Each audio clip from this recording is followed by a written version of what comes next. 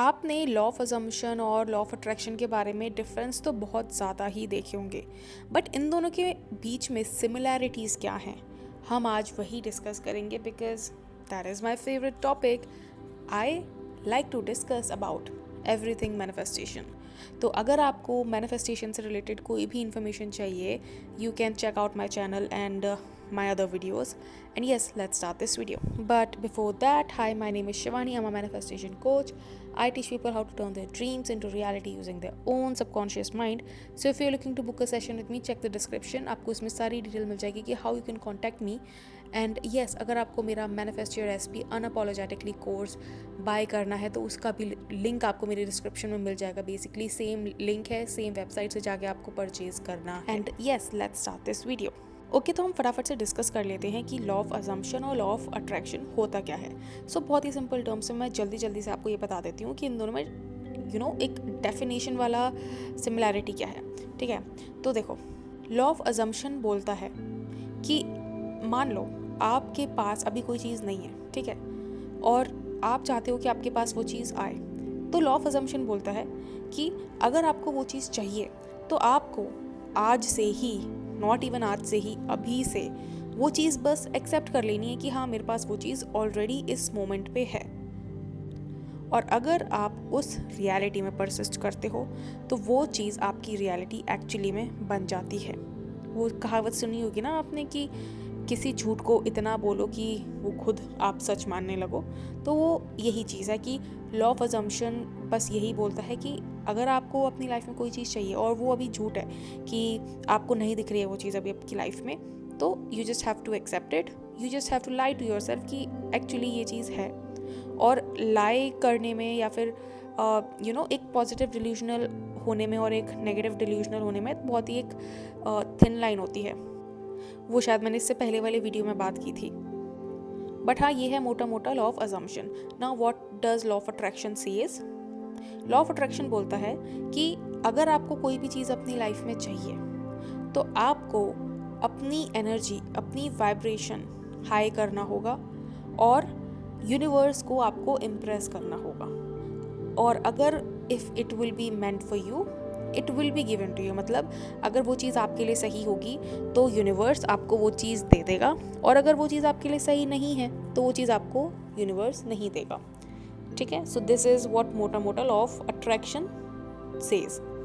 तो आपको पता लग गया कि लॉ ऑफ अट्रैक्शन और लॉ ऑफ अजम्पशन दोनों ही बहुत ही एक कंसेप्ट हैं, जहाँ पे एक बोलता है कि आप कोई भी चीज़ अज्यूम करना चाहते हो, कोई भी चीज़ अट्रैक्ट करना चाहते हो, अज्यूम नहीं, अट्रैक्ट करना चाहते हो, तो simple just assume it and it will be given to you by your own subconscious mind. ठीक है, वहीं लॉ ऑफ अट्रैक्शन बोलता है कि आपको किसी एक्सटर्नल चीज़ को इम्प्रेस करना है, खुश करना है, और अगर उसको वो चीज़, अगर वो आपकी टेक्निक से, अगर वो आपके मेथड से इम्प्रेस हो गया या फिर खुश हो गया, तो वो चीज़ आपको मिल जाएगी. This is what law of attraction says, mainly says. अब आप देख सकते हो कि इसमें कितना मतलब ऐसा स्ट्राइकिंग डिफरेंस है दोनों ही कंसेप्ट्स में, बट इन दोनों में एक सिमिलैरिटी भी है. एंड वही मैं आज आपको इस वीडियो में बताने वाली हूँ, बिकॉज बहुत सारे कोचेज़ आपको ना डिफरेंस बताएंगे बट सिमिलैरिटीज़ ज़्यादातर लोग नहीं बताते हैं. अब देखो क्या होता है कि लॉ ऑफ अट्रैक्शन में बोला जाता है कि आपको आपका वाइब्रेशन मैच करना है उस चीज़ की फ्रिक्वेंसी से जो अभी क्वांटम फील्ड में तो एग्जिस्ट करती है, बिकॉज क्वांटम फील्ड में इन्फिनाइट नंबर ऑफ डायमेंशंस होते हैं. ठीक है, और हम सिर्फ 3 डायमेंशंस ही देख सकते हैं अपनी आंखों से. ठीक है, तो किसी ना किसी डायमेंशन पे वो चीज़ ऑलरेडी एग्जिस्ट करती है, तो आपको आपका वाइब्रेशन उस लेवल तक, उस डायमेंशन तक हाई करना होता है. और उसके बाद जब आप वो फ्रिक्वेंसी को हाई कर लेते हो, मैच कर लेते हो और उसको सस्टेन करके रखते हो, तो वो चीज़ आपकी लाइफ में मैनिफेस्ट हो जाती है. बट लॉ ऑफ अट्रैक्शन में ये तो बताया ही नहीं जाता कि अपनी फ्रिक्वेंसी उसको कैसे हाई करते हैं. फ्रिक्वेंसी का मतलब और कुछ नहीं होता है. फ्रिक्वेंसी का मतलब होता है कि आप अपने दिमाग में किस तरह के थॉट्स चला रहे हो, क्योंकि your thoughts are directly correlated to how your reality is showing और इज़ एक्टिंग. और यही वो चीज़ है जो लॉ ऑफ अजम्पशन में लोग नहीं, लॉ ऑफ अजम्पशन कह रही हूँ, लॉ ऑफ अट्रैक्शन में लोग नहीं बताते हैं. फ्रिक्वेंसी को रेज करने का मतलब होता है सिर्फ अपने थॉट्स को चेंज करना. अगर आपको कोई लॉ ऑफ अट्रैक्शन बता रहा है तो आपने खुद देखा होगा कि अगर कोई भी आपको लॉ ऑफ अट्रैक्शन का कोई भी चीज़ बता रहा है, कोई भी टेक्निक बता रहा है, तो वो आपको क्या करता है? वो आपको बोलेगा कि आप पॉजिटिव अफर्मेशंस करो, ठीक है, पॉजिटिव स्क्रिप्टिंग करो। अब जैसे कोई भी वाटर टेक्निक बताते हैं या फिर 5-5-5 टेक्निक बताते हैं या फिर कोई भी टेक्निक बताते हैं, उसका यूज़ क्या होता है?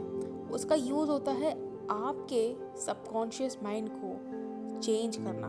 बस क्या करते हैं लॉ ऑफ अट्रैक्शन में? लॉ ऑफ अट्रैक्शन में जो कंसेप्ट है वो कोचेस एक मैजिक की तरह दिखाते हैं कि you have to impress the universe and if universe खुश हो गया तो वो आपको वो चीज़ दे देगा। But this is not how manifestation works. Manifestation तब काम करता है, मैनिफेस्टेशन तब होता है जब आप कोई भी चीज़ जो आपको हासिल करनी है अपनी लाइफ में, आप इंटरनली उस चीज़ को फर्म एंड सॉलिड कर लेते हो कि ये चीज़ मेरे पास ऑलरेडी इस मोमेंट पे है एंड मेरी लाइफ में एग्जिस्ट करती है। जब वो चीज़ आपकी लाइफ के आपके दिमाग में सॉलिड हो जाती है, तब जाके वो आपकी एक्सटर्नल रियलिटी में मैनिफेस्ट होती है।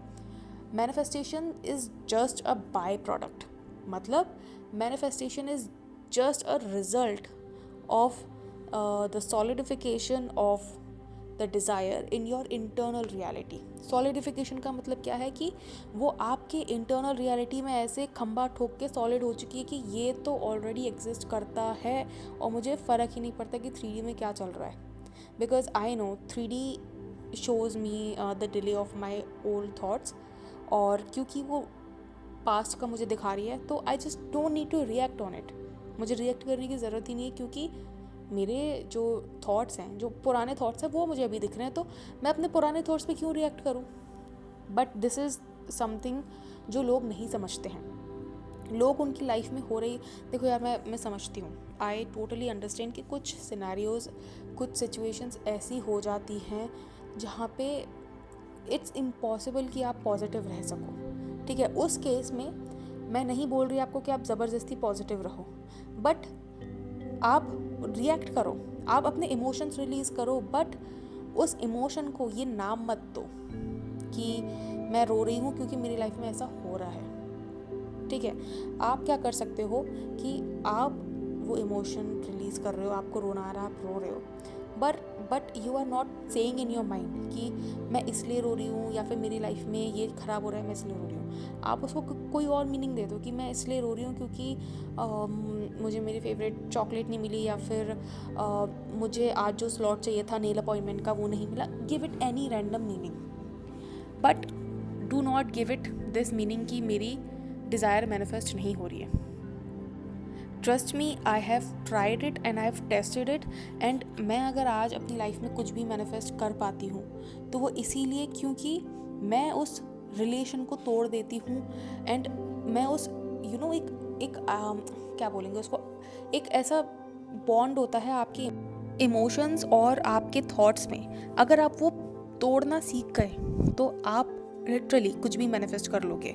और वो चीज़ ना प्रैक्टिस से ही आती है, वो चीज़ मैं आपको नहीं सिखा सकती, बिकॉज वो मैं आपको बता सकती हूँ कि आपको ये करना है, बट दिमाग तो आपको ही चलाना है ना। मतलब मैं आपको बता सकती हूँ कि इस तरह से नहीं इस तरह से सोचो, बट सोचना तो आपको ही है। The work needs to be done after the call, behind the scenes, जहाँ पे मैं आपसे डायरेक्टली बात नहीं कर रही हूँ, तब वो चीज़ करनी होती है आपको, तब वो चीज़ इम्प्लीमेंट करनी होती है। और असली टेस्ट वही होता है जहाँ पे यू आर इम्प्लीमेंटिंग इट किसी की हेल्प के बिना। और अगर आप वो चीज़ कर पा रहे हो, समझ जाओ कि आपने मैनिफेस्टेशन सीख लिया है and you have learned to persist. तो जैसे कि मैंने बोला कि आपको ये सीखना पड़ेगा कि आप उस बॉन्ड को कैसे तोड़ो।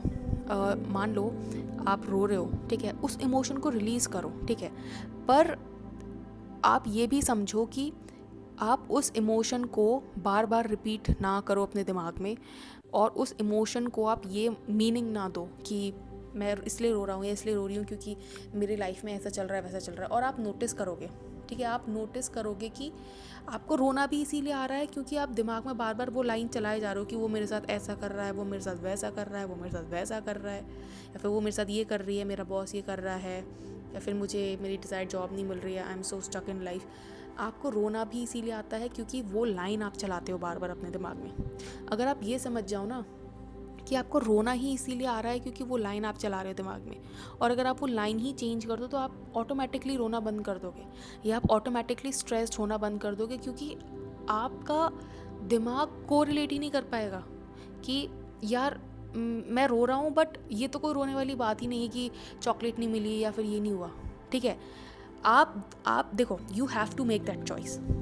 It's you have to have that willpower कि नहीं, मैं अपने दिमाग में ये थॉट नहीं चलने दूंगी।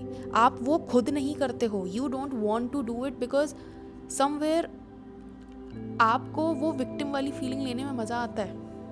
एंड इट्स नॉट जस्ट 1% 2%, मुझे तो ऐसा लगता है 99% of the people in this world love to victimise themselves. क्योंकि हम खुद को कोस कोस के ना इतना बड़े हुए हैं ना बचपन से कि अरे तू तो ऐसा है, तू तो वैसा है, तू किसी काम का नहीं, तू ये तू वो, तुझ में तो कोई बात ही नहीं है, वो कि तुझे पसंद करेगा।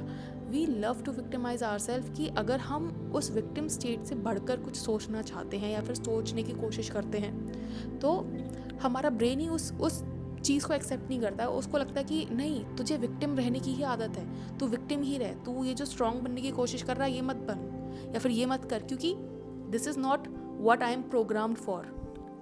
ये आपके देखो, मैंने जैसा कि बहुत सारी वीडियोस में बोला है कि subconscious mind is a habit mind. ठीक है, तो अगर आपके सबकॉन्शियस माइंड को हैबिट है विक्टिम मोड में रहने की, तो अगर आप विक्टिम मोड से निकलने की कोशिश करोगे तो आपका सबकॉन्शियस माइंड वापस खींचेगा आपको उस विक्टिम मोड में, and this is where people fail. आप कॉन्शियस चॉइस नहीं बनाते हो अपने दिमाग में कि नहीं, मैं अपने दिमाग को अपने ऊपर हावी नहीं होने दूंगा। अगर आप इतनी सी चीज़ सीख लो, इतना सा विल पावर, इतना सा दृढ़ निश्चय कर लो, तो you have the power to change your reality. It's just कि आप वो नहीं करते हो खुद से, तो you need to learn how to do it. और आपके अंदर विल पावर कोई नहीं डालेगा, वो खुद आपको अपने अंदर डालनी पड़ेगी। मैं कितना ही आपको बोल दूँ कि परसिस्ट परसिस्ट परसिस्ट, बट अगर आप नहीं कर रहे हो तो it's your fault, it's your responsibility to persist. आपकी रिस्पॉन्सिबिलिटी बनती है कि मैं अपने दिमाग को टेढ़ा मेढ़ा ना सोचने दूँ। तो लॉ ऑफ अजम्पशन और लॉ ऑफ अट्रैक्शन में सिर्फ और सिर्फ इतना सा सिमिलैरिटी है कि फ्रीक्वेंसी रेज करने को ही हम थॉट चेंज करना बोलते हैं। अगर हम अपना थॉट चेंज कर लेते हैं तो हमारी ऑटोमेटिकली फ्रीक्वेंसी चेंज हो जाती है। और ये मैंने आपको अभी एक एग्जांपल से बताया कि अगर आप रोते रोते अपने दिमाग का वो थॉट जो आपको रोना दिला रहा है उसको आप चेंज कर देते हो, तो आप खुद नोटिस करोगे कि आपका रोना भी शांत हो रहा है। क्यों? क्योंकि आप रो ही इसलिए रहे हो क्योंकि आपका दिमाग बोल रहा है नेगेटिव चीज़ें। और अगर आप उसको वहीं रोक के अपने आप को याद दिलाओ कि बट मैं रो क्यों रहा हूँ यार, मेरी तो रियलिटी में ऑलरेडी मेरी डिज़ायर पूरी हो चुकी है, तो मैं रो किस ले रहा हूँ, मुझे तो समझ नहीं आ रहा है। मैं समझता हूँ कि मेरे पास्ट में वो चीज़ हुई थी और मैं वो चीज़ सोच के रो रहा हूँ या फिर वो चीज़ सोच के रो रही हूँ, but that was just my past. और मेरे करंट रियलिटी ये है कि I now have my desire, I now have my SP, we are in a committed healthy relationship, मेरी जॉब ऑलरेडी लग चुकी है, मेरी एग्ज़ाम ऑलरेडी क्लियर हो चुकी है, मेरी हेल्थ ऑलरेडी बेटर हो चुकी है। एक बात याद रख लो कि आपको अपने दिमाग को, ठीक है, ये बात बहुत मतलब मैं ठोक के आपको बोल रही हूँ कि ये करना है आपको, मैं मारूंगी अगर आपने नहीं किया तो। आपको अपने दिमाग को ये आदत डालनी है कि आपको जब वो फ्यूचर में डिज़ायर मिल चुकी होगी तो आपको कैसा फील हो रहा होगा, उस इमोशन को पकड़ो और उस इमोशन को बार बार अपने दिमाग को याद दिलाओ। इसी से आपका सबकॉन्शियस माइंड जल्द ही रीप्रोग्राम होगा। This is the fastest way to reprogram your subconscious mind. कैसे नहीं होगा रीप्रोग्राम सबकॉन्शियस माइंड, कैसे नहीं कर पाओगे विजुलाइज? आपने बोल बोल के खुद को ये चीज़ कर रखी है कि मैं विजुलाइज नहीं कर पाता। अरे ट्राई करो, जब 5 साल ट्राई कर लो ना विजुलाइज करने का सेम चीज़ और फिर भी ना कर पाओ, तब आना मेरे पास। 5 दिन बाद नहीं, 5 साल बाद। मैं आपको बता रही हूँ, अगर आप सेम सीन पकड़ते हो और उस सेम सीन को दिन में मल्टीपल बार विजुलाइज करते हो और ख़ुद को फोर्स करते हो कि मैं उस सीन को जितना हो सके उतना क्लियरली देखने की कोशिश करूँगा। और 5 साल बाद भी अगर आप वो सीन इस तरह से ना देख पाओ जिस तरह से आप अपनी रियलिटी को देखते हो क्लियरली, तो तब आना मेरे पास कि मैम मेरे से नहीं हो रहा, मैं 5 साल से ट्राई कर रहा हूँ। बट उससे पहले मेरे पास ये बोलने मत आ जाना कि मुझसे विजुलाइज नहीं हो रहा है, क्योंकि इट्स इम्पॉसिबल कि आपसे विजुलाइज नहीं हो, because human beings are natural at visualisation. Human beings born ही इसीलिए होते हैं। हम में और जानवरों में यही तो डिफरेंस होता है कि हम अपने दिमाग में इमेजेस क्रिएट कर सकते हैं। तो अगर आप इमेजेस नहीं क्रिएट कर पा रहे हो तो प्रैक्टिस करो। Practice makes a man perfect. जितना हो सके उतना प्रैक्टिस करो। मैं खुद जब मैं अपनी डिज़ायर मैनिफेस्ट करने की कोशिश कर रही थी, तब खुद मैं 2-2 महीना नहीं विजुलाइज कर पाती थी, but I kept visualising the same seen over and over again. और तब तक करती रही जब तक वो सीन मेरे दिमाग में छप नहीं गया। मुझसे भी स्टार्टिंग में विजुलाइज नहीं होता था, मैं भी चेहरों में स्विच कर देती थी, चेहरों में थर्ड पार्टी का चेहरा ले आती थी और ब्लर चेहरे दिखते थे, but I kept doing it. मैंने अपने आप को चैलेंज दिया कि कैसे नहीं होगा विजुलाइज, मैं करके रहूँगी विजुलाइज। अगर if this is what it takes for me to manifest my desire, I will do it. मैं थक हार के 5 दिन में बैठ नहीं गई कि यार मेरे से नहीं हो रहा, बस मैं नहीं कर सकता विजुलाइज, नहीं मैं नहीं कर सकती, मेरे पे नहीं हो रहा। नहीं, you have to do it. चाहे 4 घंटे लगे आपको वो सीन अच्छे से विजुलाइज करने में, you have to do it. You have no other choice. अगर आपको पता है कि आपकी डिज़ायर इसी तरीके से मैनिफेस्ट होगी, so why would you not do it? और फिर आके आप रोगे कि मेरे पे तो विजुलाइज नहीं हो रहा, मेरी तो डिज़ायर मैनिफेस्ट नहीं हो रही। अरे कैसे होगी, कैसे होगी? जब तक ढंग से विजुलाइज नहीं करोगे। वो सीन इतना रिपीट करो, इतना विजुलाइज करो, इतना विजुलाइज करो, इतना क्लियरली, क्रिस्टल क्लियर तरीके से विजुलाइज करो कि आपके दिमाग को समझ ही ना आए, वो कंफ्यूज हो जाए कि यार ये सच में हो रहा है या फिर ये सिर्फ इमेजिन कर रही है लड़की। और उस स्टेज तक आपको पहुंचना है। And keep doing it, keep persisting it. और अपने दिमाग को आपको आदत डालनी पड़ेगी उस एलिवेटेड इमोशन की जो आपको फील होगा जब आपकी डिज़ायर ऑलरेडी मैनिफेस्ट हो चुकी है। And this is how you actually manifest.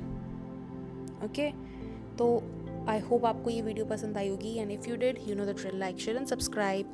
And if you want to book your session with me, आप चेक कर सकते हो description. If you want to buy my course, उसके लिए भी डिस्क्रिप्शन चेक करो, आपको हर चीज़ मिल जाएगी उसमें। And yes, I will see you in my next video. Until then, bye bye, take care.